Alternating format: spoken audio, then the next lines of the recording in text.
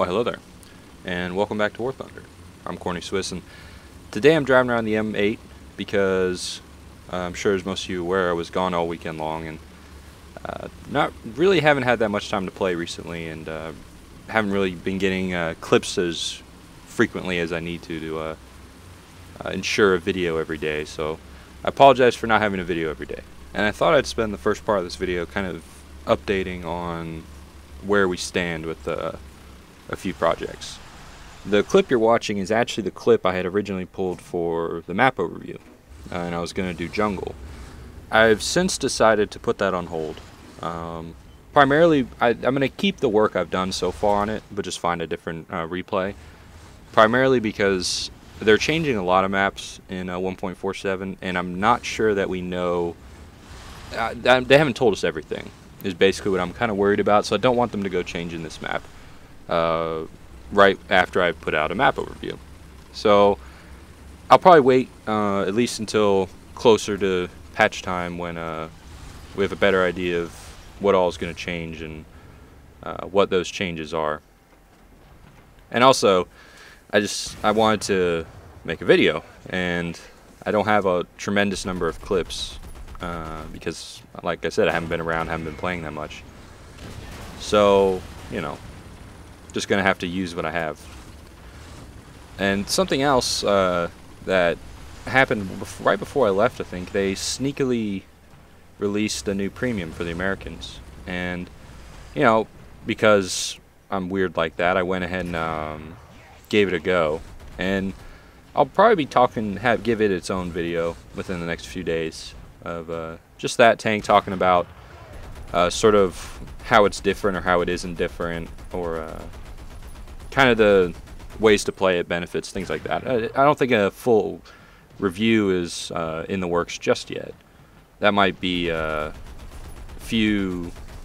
maybe a week or so. And when I do that review, I'll probably just combo it with the 75mm Jumbo's review as well, and just do both tanks at the same time, because I'll go ahead and say the one key difference is that the premium Jumbo is 0.3 battle rating lower, which doesn't quite make sense in the grand scheme of things because it is basically the same tank. But I'll probably do that review and the 75mm Jumbo review at the same time, because the difference between a 5.3 and a 5.0 isn't a tremendous amount. You still see basically the same machines.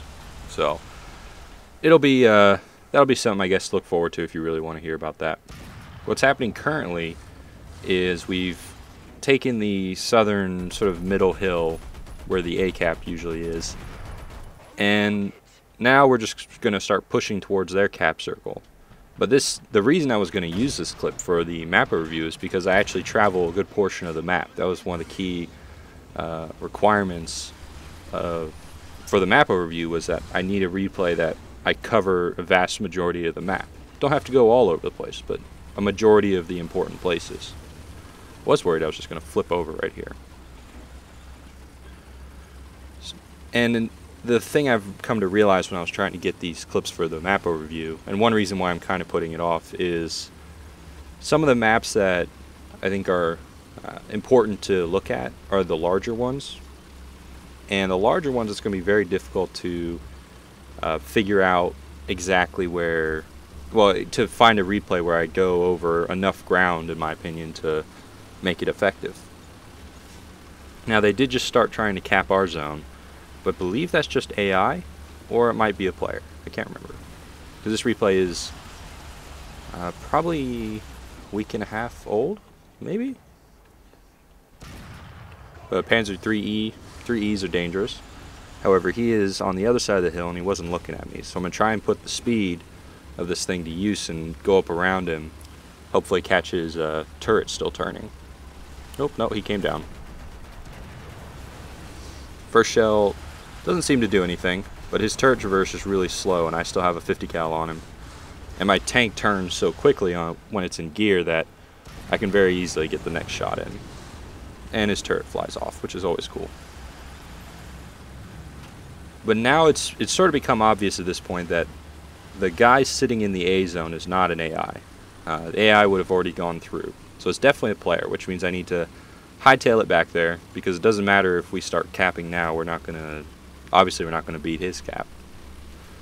So I'm going to run through the zone and start the decap just to get it back to neutral. And I'm going to keep on running to get back to our base to try and kill that guy. And then I'll probably come back and finish off the capping procedure. Because honestly, in the battle game mode, the caps take so long to just to neutralize that you might as well run through it and then run to your own cap to defend it, because it's just, by the time I get there and come all the way back, it may not be neutralized yet. But there's some very casual AIs running around on the beach. And something I was going to talk about in the map review is the beach. It's difficult for me to determine how important it is. It's an important part of the battlefield because you can be really sneaky over there. Even though it is more open ground, you can actually sneak around over there and completely surprise the other team by just appearing in their spawn or in their cap, which is, I'm sure, what the guy who's in our cap did.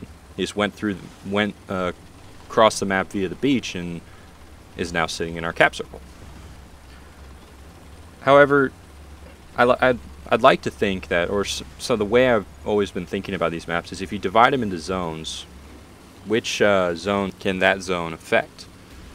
For example, on Ash River, it's very easy to tell because the three sort of tiers of the map are very clearly defined, and the valley in the north has the disadvantage of not being able to affect basically the two other zones, whereas the ridge in the south can affect itself and the one of the other zones, the middle zone. So to me, that makes the southern ridge more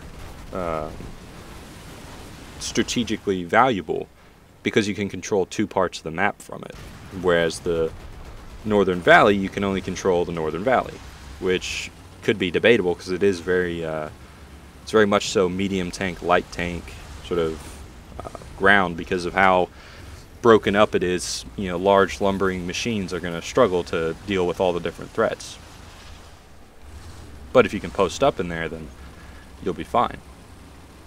So we've defended our cap, and now I'm going to make the run back to the enemy's cap circle, because that guy is going to respawn, and I'd like to try and kill another player here.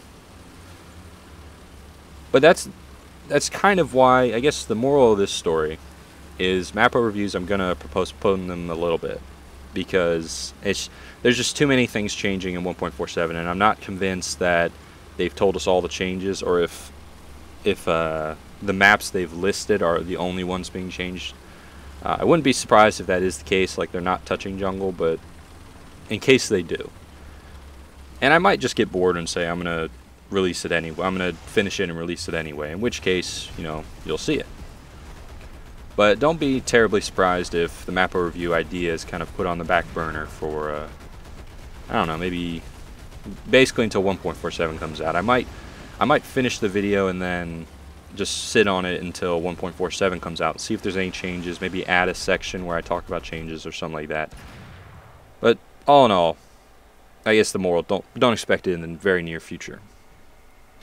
And hopefully I'll be able to get back into the swing of things. Been very busy, still going to be busy for the beginning of this week. But hopefully the busy last couple weeks is at least going to take a little bit of a break, and I can stock up some videos and have a more regular service available. But yeah, so I want to thank you guys for watching. I've been Corny Swiss, and I'll see you next time.